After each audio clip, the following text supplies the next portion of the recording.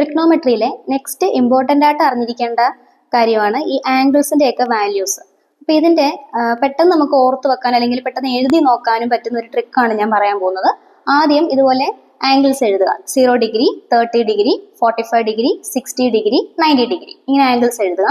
ഇനി ഈ ആംഗിൾസിൻ്റെയൊക്കെ sign values എന്താ വരുന്നതെന്ന് എങ്ങനെയാണ് കണ്ടുപിടിക്കുക എന്നുള്ള ട്രിക്ക് ഞാൻ പറയാം.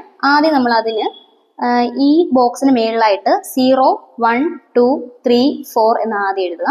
അത് കഴിഞ്ഞിട്ട് എല്ലാവരുടെയും ഡിനോമിനേറ്ററിൽ 4 എഴുതുക, ബൈ 4. നെക്സ്റ്റ് എന്താണ്, ഹോൾ റൂട്ട് എടുക്കുക എല്ലാത്തിൻ്റെയും. ഇനി ഈ റൂട്ടിൻ്റെ ഒക്കെ വാല്യൂസ് ആണ് നമ്മൾ ഈ സൈൻ എന്നുള്ള ഈ ബോക്സിലേക്ക് എഴുതാൻ പോകുന്നത്. അപ്പോൾ ഇവിടെ നോക്കി, ഇവിടെ 0/4 ആണ് നമുക്ക് വന്നേക്കുന്നത് 0 ഡിഗ്രിയുടെ മേളിൽ. സോ ഇവിടെ 0/4 എന്ന് പറഞ്ഞാൽ എന്താണ്, 0 ആണ്. സോ സൈൻ 0യുടെ വാല്യൂ എന്തായിരിക്കും, 0 ആയിരിക്കും. ഇനി സൈൻ 30യുടെ വാല്യൂ കണ്ടുപിടിക്കാൻ ഈ റൂട്ട് ഓഫ് 1/4ന്റെ ആൻസർ എഴുതിയാൽ മതി. റൂട്ട് ഓഫ് 1/4 എന്ന് പറഞ്ഞാൽ എന്താണ്, 1ന്റെ റൂട്ട് 1 ആണ്. സോ ഞാൻ 1 ഇവിടെ എഴുതി. 1 ഡിവൈഡഡ് ബൈ 4. 4ന്റെ റൂട്ട് എന്താണ്, 2 ആണെന്ന് അറിയാം.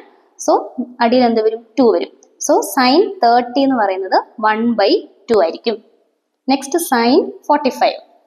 സൈൻ 45 കണ്ടുപിടിക്കാൻ നമുക്ക് റൂട്ട് ഓഫ് 2/4ന്റെ വാല്യൂ ആണ് സൈൻ 45 ആയിട്ട് എഴുതാൻ പോകുന്നത്. ഈ 2/4നെ നമ്മൾ ചെറുതാക്കുമ്പോൾ നമുക്ക് 1/2 എന്നാണ് വരുന്നത്. അപ്പോൾ റൂട്ട് ഓഫ് 1/2 എന്ന് പറഞ്ഞാൽ എന്താണ്, 1/√2 ആണ്.